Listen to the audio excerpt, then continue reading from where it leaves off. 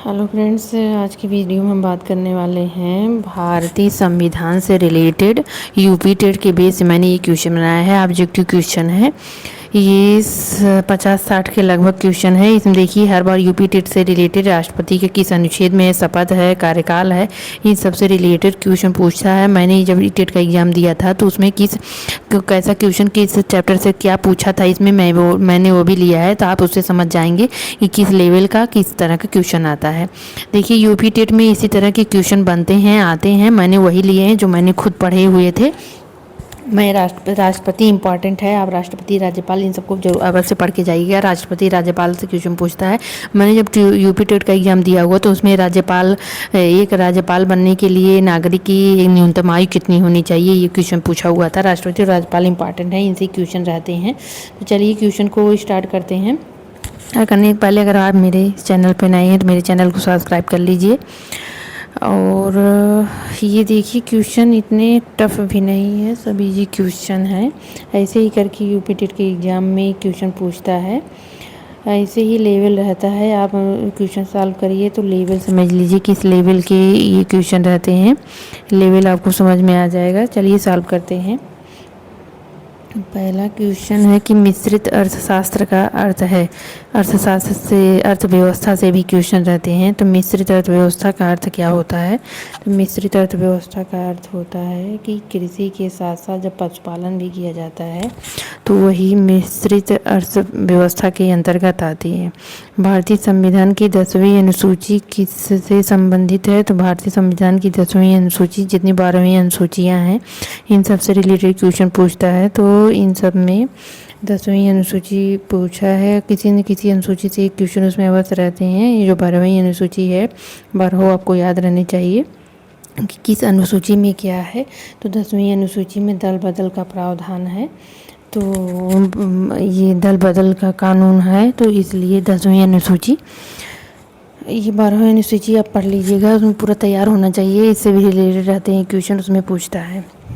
अगला क्वेश्चन देखते हैं कि लोकसभा के लिए चुनाव में निर्वाचन होने के लिए किस व्यक्ति की न्यूनतम आयु सीमा है? किसी व्यक्ति की आयु सीमा कितनी होनी चाहिए? लोकसभा सदस्य, ये भी क्वेश्चन पूछा हुआ है, पूछा था उसमें जब हमने टेट दिया था कि लोकसभा सदस्य बनने के लिए, निर्वाचन होने के लिए एक व्यक्ति की कितनी आयु का होगा तो वो लोकसभा का सदस्य चुनाव लड़ सकेगा, सदस्य बन सकेगा। तो इसकी आयु है 25 वर्ष। यानी लोकसभा में जो होता है प्रधानमंत्री होता है, अगर लोकसभा की जहाँ प्रधानमंत्री बनने की न्यूनतम आयु दे दे तो आप 25 वर्ष लगाइए। प्रधानमंत्री करके पूछा था प्रधानमंत्री की न्यूनतम आयु कितनी रहनी चाहिए प्रधानमंत्री बनने के लिए, तो 25 वर्ष के अगर कोई व्यक्ति है तो आप प्रधानमंत्री बन सकता है। तो इसका आंसर ये 25 वर्ष होगा। अगला क्वेश्चन है कि भारतीय अनुच्छेद के संविधान के किस अनुच्छेद द्वारा बाल श्रमिकों को संरक्षण प्रदान किया गया है? तो अनुच्छेद 24 है, अनुच्छेद 24 का सही आंसर है। अनुच्छेद जो ये हमारे 6 मौलिक अधिकार हैं, 6 मौलिक अधिकार आप क्या हैं कि कितने अनुच्छेद में क्या क्या दिया गया है, इसको आप अवश्य पढ़ के जाइएगा, क्योंकि इस मौलिक अधिकार से क्वेश्चन रहते हैं। मैंने जब टेट का एग्ज़ाम दिया था तो समता का अधिकार पूछा था कि किस अनुच्छेद से किस अनुच्छेद में समता का अधिकार, स्वतंत्रता का अर्थात शोषण के विरुद्ध अधिकार, जो 6 मौलिक अधिकार हैं, इसको आप अवश्य पढ़ के जाइएगा, मेरा ये कहना है। इससे पहले तो मूल अधिकार 7 थे। एक था भूमि का आधार, तो भूमि का अधिकार जो है वो 300 में रख दिया गया। 7वां जो था भूमि का अधिकार था, तो भूमि के अधिकार को कानूनी अधिकार बना दिया गया, इसको संविधान 300 में रख दिया गया। तो मौलिक अगर 3 अधिकारों की बात की जाए तो 6 ही मौलिक अधिकार हैं। 6 मौलिक अधिकार किसमें क्या है? समता, स्वतंत्रता, शोषण के विरुद्ध, सांस्कृतिक स्वतंत्रता का, सब अच्छे से पढ़ के जाइएगा किस किस अधिकार में। तो ये देखो बाल श्रमिकों के संरक्षण की जो बात की गई, ये अनुच्छेद शोषण के विरुद्ध अधिकार में जाएंगे पढ़ेंगे तो 24 में आप इसको पढ़ेंगे, 24 में 23-24 है शोषण के विरुद्ध अधिकार। प्रथम लोकसभा अध्यक्ष कौन थे? ये भी क्वेश्चन पूछा हुआ था कि प्रथम लोकसभा अध्यक्ष, ऐसे भी करके संविधान से इसी तरह क्वेश्चन पूछता है कि प्रथम लोकसभा अध्यक्ष कौन थे? तो GV मावलंकर थे प्रथम लोकसभा अध्यक्ष, GV मावलंकर। अगला क्वेश्चन है कि कौन से अधिकतम भारतीय संविधान के अनुच्छेद 32 के अंतर्गत, देखिए जब छह मौलिक अधिकार पढ़ेंगे तो उससे आपको बहुत सारे क्वेश्चन बनते हैं, बहुत सारे क्वेश्चनों में एक न कि एक क्वेश्चन आपको मिलेगा। तो ये जो 32 है, अनुच्छेद 32 है, ये संवैधानिक उपचारों का अधिकार है। इसमें 5 जो है रिट दी गई हैं। इससे से आज क्वेश्चन तो नहीं पूछा गया है, लेकिन ये है अनुच्छेद 32 को ये संवैधानिक उपचारों का अधिकार कहा जाता है। तो ये आप इसको सबको पढ़िएगा। किस देश में सर्वप्रथम महिलाओं का मताधिकार की प्रदान किया गया? तो कौन सा देश आप भारत समझेंगे, भारत नहीं है, न्यूजीलैंड। न्यूजीलैंड पहला ऐसा है जो महिलाओं के मताधिकार को प्रदान किया था। मतलब महिलाएं भी अपना मत दे सकती हैं, वोट दे सकती हैं। तो ये पहला अगर देश बात किया था, न्यूजीलैंड किया था। योजना आयोग का अध्यक्ष कौन होता है? योजना आयोग को सन 2015 में इसको बनाया गया है। स्थापना इसकी हुई थी। इसका नाम पहले कुछ और था, इसका नाम बदल करके हमको याद नहीं आ रहा है। इसको सन 2015 में संशोधन करके योजना आयोग कर दिया गया है। इसके अध्यक्ष जो हैं ये प्रधानमंत्री नरेंद्र मोदी, ये जो प्रधानमंत्री होता है, जिसके कार्यकाल में योजना होती है, जो प्रधानमंत्री होता है वही उसका आयोग का अध्यक्ष होता है। तो योजना आयोग जो है ये प्रधानमंत्री इसका अध्यक्ष होता है। योजना आयोग की स्थापना कब हुई? तो योजना आयोग की स्थापना 15 मार्च 1950 में हुई है। योजना आयोग से भी क्वेश्चन बनते हैं। योजना आयोग क्योंकि अपडेट कर दिया गया है, इसी वजह से योजना आयोग से भी क्वेश्चन रहते हैं। किस समिति की संस्कृति व भारतीय संविधान में मूल कर्तव्य शामिल किया गया था? तो मूल कर्तव्य जो है ये 11 मूल कर्तव्य हैं। ये स्वर्ण सिंह समिति की सिफारिश पर इसको जो है ये मूल कर्तव्य स्वर्ण सिंह समिति, याद रखिएगा, मूल कर्तव्य को शामिल, भारतीय संविधान में मूल कर्तव्य को शामिल किया गया। स्वर्ण सिंह समिति एक बनाई गई थी, इन्होंने सिफारिश की, तभी मौलिक कर्तव्य को, जो मूल कर्तव्य हमारे थे, उसको भारतीय संविधान में शामिल किया गया। अब चलते हैं, देखते हैं महत्वपूर्ण संवैधानिक पद जो हैं, इससे भी रिलेटेड क्वेश्चन बनते हैं। इसको आप अवश्य पढ़ के जाइएगा। ये ऐसा इसे तो छोटे छोटे 5-6 लाइन के आप हमारे पढ़ लेंगे तो आपका एक टॉपिक एक नंबर आपको दिलाएगा। जैसे राष्ट्रपति, मैंने भी यही सब ऐसे कर पढ़ के 60 नोट में तैयार करके पढ़ा हुआ था। जैसे राष्ट्रपति पूछे, राष्ट्रपति, तो राष्ट्रपति का अनुच्छेद कितने में है? उपराष्ट्रपति किस अनुच्छेद में है? प्रधानमंत्री किस अनुच्छेद, राज्यपाल किस अनुच्छेद में है? महान्यायवादी किस अनुच्छेद में है? मुख्यमंत्री किस अनुच्छेद में है? नियंत्रक एवं महालेखा परीक्षक कौन अनुच्छेद में? ये जो फेमस है, टेट में देखिए बहुत टफ क्वेश्चन, डीप में जाके नहीं पूछता। जैसे संविधान है तो संविधान की जो भाग है 22, अनुसूचियां हैं 12, मौलिक अधिकार हैं 6, ये नीति निर्देशक तत्व जितने हैं, बस यही सब पढ़ लीजिए। राष्ट्रपति को पढ़ लीजिए, राज्यपाल को पढ़ लीजिए, और यहाँ अपने राज्य में मुख्यमंत्री को पढ़ लीजिए। मुख्यमंत्री की जैसे पूछता किस अनुच्छेद में है, शपथ पढ़ लीजिए, कार्यकाल पूछो, बस यही सब कुछ मोटे मोटे क्वेश्चन पूछता है। इतना डीप में संविधान पढ़ने की ज़रूरत नहीं होती है। राष्ट्रपति का अनुच्छेद 52 में है। राष्ट्रपति जो है ये अनुच्छेद 52 में है, और उपराष्ट्रपति जो है अनुच्छेद 63 में है, प्रधानमंत्री 75 में है, राज्यपाल 153 में है, महान्यायवादी 76 में है, मुख्यमंत्री 164 में है, नियंत्रक एवं महालेखा परीक्षक 148 में है। ये प्रधानमंत्री, राष्ट्रपति को याद रखिएगा। राष्ट्रपति जो है अनुच्छेद 52 में है, अनुच्छेद 52। और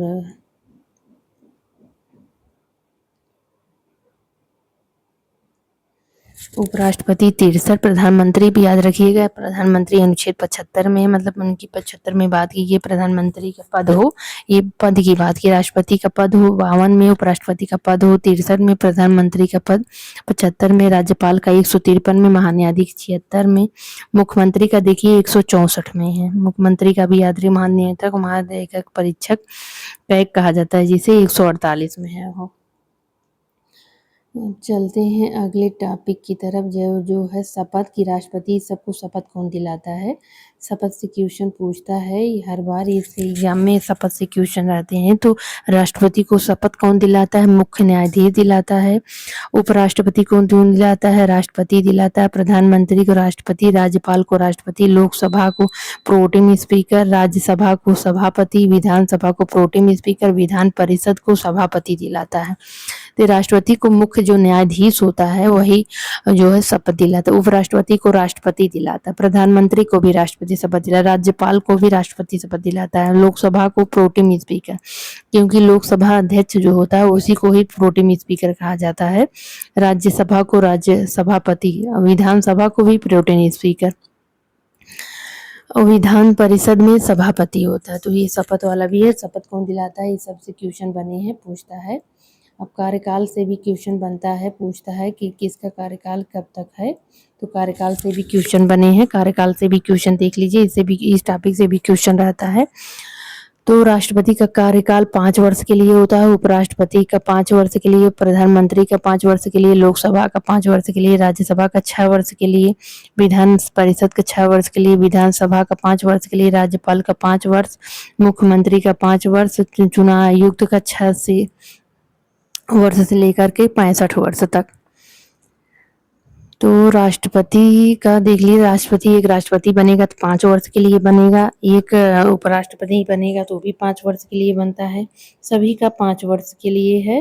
केवल जो लोकसभा का जो प्रधानमंत्री बनता है वो भी 5 वर्ष के लिए, प्रधानमंत्री 5 वर्ष, लोकसभा का जो अध्यक्ष प्रोटेम स्पीकर वो भी 5 वर्ष, जो राज्यपाल होता है वही 6 वर्ष के लिए बनता है, विधान परिषद जो है 6 वर्ष के लिए बनती है, अन्यथा और सभी जितने बनते हैं सब 5 वर्ष के लिए बनते हैं। चुनाव आयुक्त तो जो होता है वो 6 वर्ष से 65 वर्ष तक होता है। अब आयु की बात करें कि किस आयु के कितने लोग क्या बन सकते हैं, तो अगर राष्ट्रपति बनना है तो राष्ट्रपति बनने के लिए 35 वर्ष की आयु होनी चाहिए। ये सब इसी सब टॉपिक से देखिए, मैंने बताया ना, राज्यपाल से क्वेश्चन पूछा था, तो राज्यपाल बनने के लिए 35 वर्ष, उपराष्ट्रपति बनने के लिए भी 35 वर्ष। अगर आप राष्ट्रपति बनना चाहते हैं, उपराष्ट्रपति बनना, राज्यपाल, तो पहली उम्र आपकी 35 वर्ष होनी चाहिए। इसी राज्यपाल से क्वेश्चन जब मैंने दिया, मेरा क्वेश्चन सही भी हुआ था, राज्यपाल से क्वेश्चन पूछा था कि राज्यपाल बनने के लिए कितनी आयु होनी चाहिए, तो 35 वर्ष होनी चाहिए। प्रधानमंत्री बनने के लिए, प्रधानमंत्री मुख्यमंत्री दोनों बनने के लिए 25 वर्ष होनी चाहिए। लोकसभा 25 वर्ष, राज्यसभा भी 30, राज्यसभा का सदस्य बनने के लिए 30 वर्ष होनी चाहिए, लोकसभा का बनने के लिए 25 वर्ष। अगर राष्ट्रपति प्रधानमंत्री का सम लोकसभा का सदस्य पूछ ले कितने वर्ष होने चाहिए, तो 25 वर्ष, लेकिन राज्यसभा का सदस्य बनने के लिए 30 वर्ष आयु होनी चाहिए। ये आप याद रखिएगा, ये माइन्यूट थोड़ा डिफरेंट है। राष्ट्रपति, उपराष्ट्रपति, राज्यपाल बनने के लिए 35 वर्ष है, प्रधानमंत्री मुख्यमंत्री 25 वर्ष, लोकसभा का सदस्य बनने के लिए 25, लेकिन अगर राज्यसभा का सदस्य आप बनना चाहते हैं तो आपकी उम्र पहली बात 30 वर्ष होनी चाहिए। अब ये देख लीजिए, ये ग्राम पंचायतों के बात में है। अगर ग्राम पंचायत, क्षेत्र पंचायत, जिला पंचायत, नगर निगम, नगर पालिका, नगर पंचायत, अगर आप इन सब का सदस्य बनना चाहते हैं, इन सब का, सभी का, अगर इन सब सभी का सदस्य बनना चाहते हैं, जैसे जय ग्राम पंचायत, जैसे ग्राम में गांव का प्रधान बनना चाहते हैं, क्षेत्र में ब्लॉक प्रमुख बनना चाहते हैं, जिला में अगर जिला पंचायत सदस्य बनना चाहते हैं, नगर निगम, नगर पालिका, नगर पंचायत होता है जो, अगर ये सब का सदस्य बनना चाहते हैं तो आपकी उम्र जो है, सभी बनने के लिए आपकी उम्र 21 वर्ष होनी चाहिए। 21 वर्ष अगर आपकी उम्र है तो आप गांव का प्रधान बन सकते हैं। गांव का प्रधान बनने के लिए, ब्लॉक प्रमुख बनने के लिए न्यूनतम आयु, अगर अधिकतम चाहे जितनी हो, अगर न्यूनतम आयु 21 वर्ष अगर आपका पूरा नहीं हुआ, गांव का प्रधान नहीं बन, ब्लॉक प्रमुख नहीं, जिला पंचायत सदस्य नहीं बन सकते, नगर निगम का मेयर नहीं बन सकते। नगर निगम में जो बनते हैं उनको मेयर कहा जाता है, और नगर पालिका और नगर पंचायत में जो बनते हैं उनको सदस्य कहा जाता है। तो ये आप नहीं, 21 वर्ष की अगर उम्र नहीं है तो आप नहीं। ये भी पूछा था कि नगर निगम में जो अध्यक्ष होता है उसको क्या कहा जाता है, ये भी यूपी टेट के एग्जाम में पूछा था, जब मैंने 2019 में पेपर दिया हुआ था, नगर निगम दिया हुआ था, नगर निगम में जो बनते हैं उनको मेयर कहा जाता है। ये इम्पोर्टेंट क्वेश्चन है, हर बार बहुत बार हर कॉम्पिटिटिव एग्जाम में इससे बंद क्वेश्चन बना है, इससे क्वेश्चन पूछता है। आशा करती हूँ आप इस समझ गए होंगे। अब त्याग पत्र की बात करें कि त्याग पत्र अपना कौन किसको दे सकता है, किसको कौन देना चाहे। तो राष्ट्रपति अगर अपना त्याग पत्र देता है, अगर अपने पद पे नहीं रहना चाहता तो अपना त्याग पत्र वो किसको देगा, तो अपना त्याग पत्र वो उपराष्ट्रपति को देगा। अगर वो उपराष्ट्रपति पद लेना चाहता है तो राष्ट्रपति को देगा। अगर प्रधानमंत्री अपना त्याग पत्र देना चाहे तो राष्ट्रपति को देगा। लोकसभा के सदस्य अगर बन हैं तो वो अध्यक्ष को देंगे।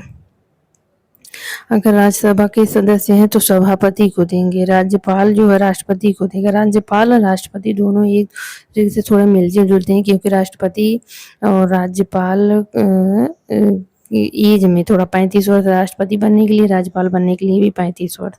अपना त्याग पत्र राज्यपाल राष्ट्रपति को, लेकिन राष्ट्रपति उपराष्ट्रपति को देगा। महान्यायवादी राष्ट्रपति को, मुख्यमंत्री राज्यपाल को देते हैं। जैसे मुख्यमंत्री है तो अपना त्याग पत्र राज्यपाल को देगा। तो त्याग पत्र से भी रिलेटेड क्वेश्चन बना है, इसको भी देख लीजिए। अगर रफली आप एक बार देख लेंगे तो मैं आशा करती हूँ आपका ये मिस्टेक नहीं होगा। इससे जितने भी क्वेश्चन बनेंगे आप कर ले जाएंगे। 1 नंबर का या 2 नंबर का, इससे मेरे एक ही वीडियो को आपको ये क्वेश्चन तो जरूर इससे मिलेगा, श्योर है, अगर आप पढ़ लेते हैं पूरा तो। अब महत्वपूर्ण क्वेश्चन है, देखिए यूपीटी इसी तरह के क्वेश्चन इससे बनते।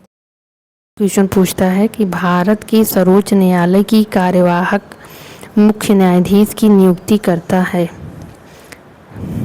भारत के सर्वोच्च न्यायालय के कार्यवाहक जो मुख्य न्यायाधीश होता है उसकी नियुक्ति कौन करता है। अपनी नियुक्ति हमने पढ़ा है कि राष्ट्रपति करता है, नियुक्ति राष्ट्रपति करता है। अगला क्वेश्चन देखते हैं क्या है कि भारतीय संविधान का संरक्षक कौन होता है। तो भारतीय संविधान का अगर संरक्षक की बात की जाए कि कौन होता है, तो सबसे अगर हम जाते हैं कोई मामला फंसता है तो हाई कोर्ट जाते हैं, डिस्ट्रिक्ट कोर्ट नहीं हुआ हाई कोर्ट, हाई कोर्ट के बाद सुप्रीम कोर्ट। जो सर्वोच्च न्यायालय होता है वही संविधान का संरक्षक है। इसके जो डिसीजन आते हैं इसके बाद कोई कानून नहीं बनता, तो इसका आंसर होगा सर्वोच्च न्यायालय। अगला क्वेश्चन है कि उच्चतम न्यायालय के न्यायाधीश किस आयु पर सेवानिवृत्त होते हैं। तो उच्चतम न्यायालय के जो न्यायाधीश होते हैं उनकी आयु 65 वर्ष होनी चाहिए। 65 वर्ष की आयु में सेवानिवृत्त हो जाते हैं। राज्यपाल बनने के लिए न्यूनतम आयु कितनी होनी चाहिए। राज्यपाल बनने के लिए न्यूनतम आयु कितनी होनी चाहिए पूछ रहा है। अब राज्यपाल अब अभी हमने ऊपर ही बताया कितनी आयु होनी चाहिए, तब आप राज्यपाल बन सकते हैं। तो इसकी सही आयु है 35 वर्ष रहेंगे तभी राज्यपाल लेंगे। ये यूपीटी के एग्जाम सन 2019 में यही पूछा हुआ क्वेश्चन था। अगला क्वेश्चन है विधानसभा सदस्यों की न्यूनतम आयु क्या निर्धारित की गई है। विधानसभा सदस्यों की न्यूनतम आयु क्या है। तो विधानसभा सदस्यों की न्यूनतम आयु निर्धारित की गई है ये 25 वर्ष। अगर 25 वर्ष के हैं तो विधानसभा का सदस्य बनने के लिए आप चुनाव लड़ सकते हैं। राष्ट्रपति से अगला क्वेश्चन है कि राष्ट्रपति 5 वर्ष तक अपने पद पर बना रहता है। अपने निर्वाचन की तारीख से संसद द्वारा निर्धारित तिथि से अपने पद ग्रहण के दिन से निर्वाचन आयोग द्वारा घोषित तिथि से। तो आपको क्या लगता है कि राष्ट्रपति 5 वर्ष तक अपनी कार्यकाल में बना रहेगा। तो ये है अपने पद जो जिस दिन से पद ग्रहण करेगा उसी दिन से माना जाता है उसका, उसी दिन से 5 वर्ष तक रहेगा। अपने पद ग्रहण के दिन से, जिस दिन पद ग्रहण करता है उसी दिन उसका स्टार्टिंग का टाइम माना जाता है। क्वेश्चन है कि संविधान के किस अनुच्छेद के अंतर्गत धन विधेयक को पारित किया गया है। तो ये अनुच्छेद है संविधान के किस अनुच्छेद के अंतर्गत धन विधेयक को पारित किया गया है, परिभाषित किया गया है। तो धन विधेयक जो है ये है 110 में। अगला टॉपिक है कि संघ सूची, राज्य सूची और समवर्ती सूची। संघ सूची, राज्य सूची और समवर्ती सूची के सूचियों का उल्लेख किस अनुसूची में किया गया है। संघ राज्य समवर्ती सूची 7वीं अनुसूची में है। अगला क्वेश्चन है उच्च न्यायालय के न्यायाधीश अपना त्याग पत्र संबोधित करते हैं। तो अपना त्याग पत्र किसको देते हैं, हमने अभी ऊपर ही बताया है कि उच्च न्यायालय के न्यायाधीश अपना त्याग पत्र किसको देंगे, राष्ट्रपति को देंगे।